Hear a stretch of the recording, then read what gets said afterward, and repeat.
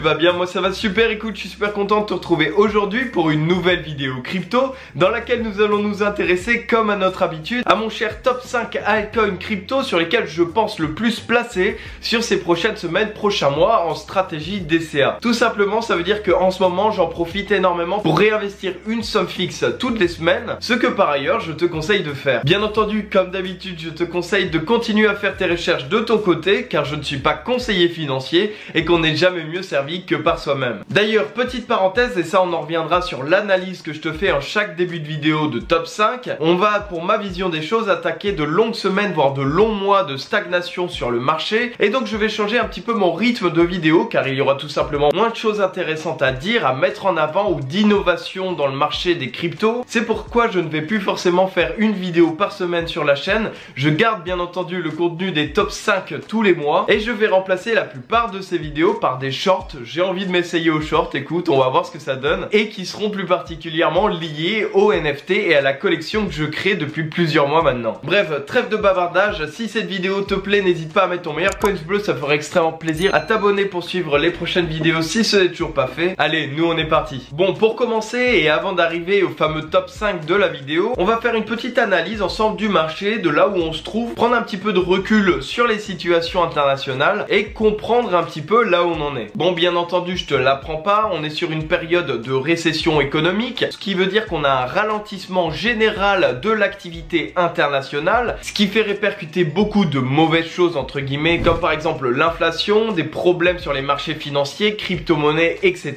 Tu n'es pas sans le savoir que depuis plusieurs mois, on subit cette redescente à cause de tout ça. Aujourd'hui, ma vision des choses pour le marché spécifiquement crypto, eh bien c'est tout simplement que pour moi, on est sur une finition de notre cher bear market et on va attaquer une longue période pour moi de stagnation qu'on aura pu d'ailleurs retrouver à la suite de l'explosion de la bulle en 2017, avec une stagnation qui aura duré de fin 2017 à peu près 2020, ou encore avec l'explosion de 2013 qui aura duré jusqu'en 2016, etc., etc. Ici, à première vue, je t'aurais dit tout simplement que cette stagnation qu'on va connaître sera à mon avis quand même moins longue que les anciennes, c'est-à-dire étalée sur 3-4 années. Le côté particulier de cette période, c'est tout simplement que c'est une première historique, le fait que les marchés aillent si mal, que l'inflation s'envole si vite et qu'on soit si pessimiste vis-à-vis de notre avenir. La prise de recul à prendre sur toutes ces situations négatives, c'est qu'il ne faut pas oublier qu'on reste sur des cycles et que si tout simplement aujourd'hui nous sommes dans la mauvaise phase, demain ou après-demain ou encore après-demain ça changera sûrement. Et à ton avis, quel est le meilleur des moments au final pour pouvoir réinvestir sur un marché? C'est tout simplement ces fameuses phases plutôt difficiles à vivre mais qui permettent justement d'acheter au plus bas au moment où la majorité des investisseurs entreprises n'ont plus vraiment confiance sur le marché. Donc mon discours par rapport à ça, comme à mon habitude, c'est de continuer à privilégier les achats récurrents en DCA qui ne te posent pas de soucis, n'investis pas de l'argent que tu n'es pas prêt à perdre pour pouvoir te faire des petits au fur et à mesure sans te soucier réellement de la météo des marchés financiers. Sur le côté un peu plus technique cette fois-ci du BTC, on peut tout simplement voir qu'on est rentré une nouvelle fois dans un range avec justement la cassure qu'on aura fait mi-août, nous amenant du 25 000 $ du BTC à peu près 19 000 $. Ce qui a changé la donne, c'est surtout qu'avant on était sur une petite reprise haussière des M dans des M, rappelle-toi on en parlait justement le mois dernier, et maintenant malheureusement le fait d'avoir cassé les points hauts sur point haut sur point haut sur cette petite reprise,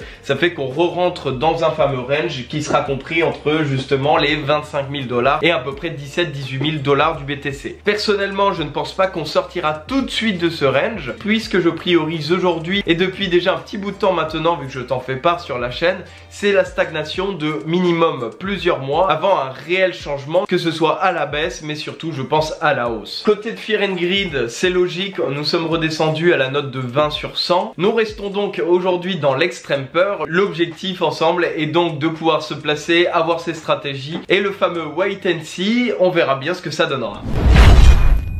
Maintenant, voyons ensemble le top 5 que je priorise pour ces prochaines semaines, prochains mois, en tout cas pour fin 2022, pour se sécuriser, mais aussi d'essayer d'avoir un petit peu de rendement dans cette période morose. Et bien, c'est tout simplement pour commencer, ça fait très longtemps que je l'ai pas mis dans un top 5 celui-ci, c'est tout simplement le Bitcoin. Alors pourquoi le BTC? C'est tout simplement que mon raisonnement vient du fait que depuis ces 2 derniers mois, on a pu faire du 150% approximativement pour le Polygon, le Aave, le Quant, sur lesquels je t'avais t'avais conseillé d'investir sur ces derniers mois, et bien aujourd'hui sur ces types d'actifs, il y a plus de chances que ça reprenne une petite chute avec ce qu'on connaît ces derniers temps plutôt qu'une hausse. Et vice versa, le Bitcoin est déjà redescendu en deçà de ses 20 000 $. Donc en sachant que sa grosse résistance, son bas de range est aux 18 000 $, ce n'est pas prendre trop de risques que d'investir sur le BTC. La deuxième chose, c'est justement que sur des moments baissiers, on a une reprise en puissance du Bitcoin, ce qui n'a pas été le cas sur ces derniers jours pour le moment. Donc pour moi, ça reste un très bon actif pour pouvoir se sécuriser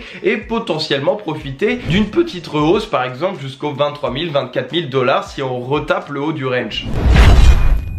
La seconde crypto que j'ai à te présenter, je t'en ai jamais parlé encore dans un top 5 sur la chaîne, c'est tout simplement l'ETC. Et pourquoi je ne t'en ai jamais parlé, c'est que pour moi c'est aujourd'hui que c'est intéressant d'investir sur le projet, puisque tu n'es pas sans le savoir, je pense que la mise à jour de l'Ether Merge arrive justement sur mi-septembre normalement, et l'ETC prendra un bon coup en avant justement sur cette mise à jour, vis-à-vis notamment de la possibilité de minage des mineurs en crypto-monnaie sur justement l'écosystème Ethereum. On aura donc logiquement une prise de valeur malgré potentiellement un marché dans le rouge sur les prochaines semaines, on n'en sait rien. Mais en tout cas, personnellement, j'ai pris le choix d'essayer de mettre des billes dans cette ETC pour pouvoir spéculer à la hausse vis-à-vis de l'événement, plus qu'au final vis-à-vis de son analyse technique ou de sa zone de rechargement, puisque comme tu le vois à l'écran, on est quand même vachement au-dessus de sa zone verte. Pour moi, il y a encore une marge de manœuvre vis-à-vis des nouvelles qu'on est censé avoir ces prochaines semaines. Enfin bref, voilà, maintenant t'as l'info. Passons maintenant à 3 cryptos avec une analyse technique un peu plus en faveur d'une reprise pour ces altcoins.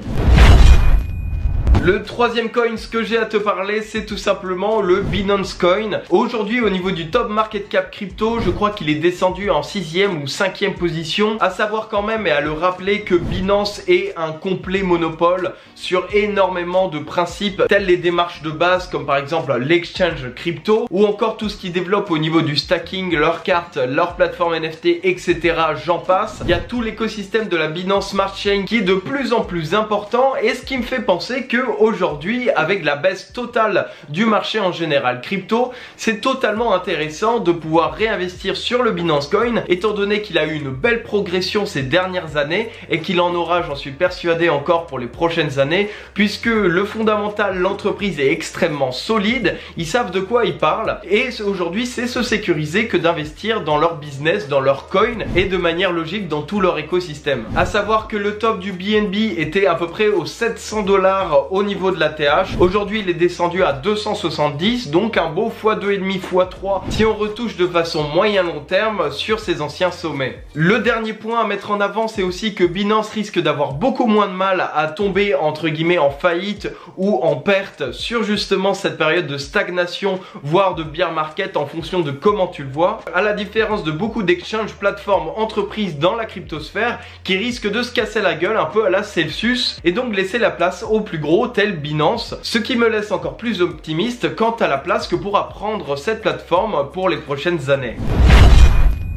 Maintenant, la quatrième crypto dont j'ai à te parler, c'est tout simplement le NIR Protocol. Ça fait quelques mois que je t'en ai parlé, il avait bien monté. J'avais justement pu revendre quasiment aux 6 $ du NIR, en tout cas une partie des bénéfices que j'avais fait, puisque je t'en avais parlé quand il était aux alentours de 2,5 $, il me semble, sur la chaîne. Aujourd'hui, il est retombé aux 4,20 $, et donc il est de nouveau dans sa zone de rechargement. C'est donc personnellement pour moi un très bon moment pour pouvoir me recharger du NIR, encore une fois de manière en DCA, pour pouvoir revendre si on arrive par exemple en haut d'un range ou tout simplement en haut d'une forme de M. Tu l'auras compris depuis le début de cette vidéo, que ce soit top 5 ou analyse du marché, on doit respecter tout simplement une règle en ce moment, surtout si on veut être les premiers à réinvestir sur la stagnation, c'est la patience, le fait d'attendre le bon moment pour pouvoir revendre ses achats faits en DCA sur des mauvaises périodes. De toute manière, tu t'en doutes bien, cette stratégie, je ne l'ai pas sortie de mon chapeau, ça vient surtout des plus grands investisseurs mondiaux du style de Warren Buffett, ne faisant pas des actions tous les jours, mais prenant des décisions une fois tous les 6 mois et laissant reposer tout son pactole pour pouvoir faire grandir son patrimoine. Bref, pour en finir avec ce top, on est tout simplement sur le Chainlink et il suit totalement cette philosophie. Aujourd'hui, il est plutôt calme, notre cher Chainlink. Il n'a pas eu vraiment de reprise comme on l'aura pu l'avoir le Ave, le Matic ou le Quant. Grâce à ça, malgré tout, on est juste au-dessus de la zone de rechargement, ce qui reste un très bon endroit pour pouvoir reprendre un petit peu de Link. À savoir tout de même que le Chainlink a un très gros fondamental, l'entreprise derrière est tout à fait sérieuse et permet de connecter le monde réel au monde virtuel, au monde de la blockchain. Donc pour moi, c'est un fondamental qui sera extrêmement utile pour la suite et plus particulièrement pour notre futur digital. Bref, en tout cas, voilà, j'espère que cette vidéo t'aura plu. N'hésite pas à mettre ton meilleur coin bleu, ça me ferait extrêmement plaisir, à t'abonner si ce n'est toujours pas fait. Tu peux checker les liens en haut de la description si tu veux découvrir d'ailleurs ma collection NFT, c'est vrai que j'en parle pas souvent sur la chaîne. Tu peux aussi checker mon ebook sur la compréhension des courbes pour pouvoir savoir quand est-ce que tu dois investir ou vendre sur le marché pour optimiser tes gains. En tout cas, moi je te souhaite une très bonne journée, bon courage pour ces périodes moraux. C'est vrai que c'est pas tous les jours facile à vivre. Et nous on se dit donc à dans 2-3 semaines pour une vidéo YouTube ou pour dans quelques jours pour mes premiers shorts. C'était Valentin pour vous servir. Allez, salut!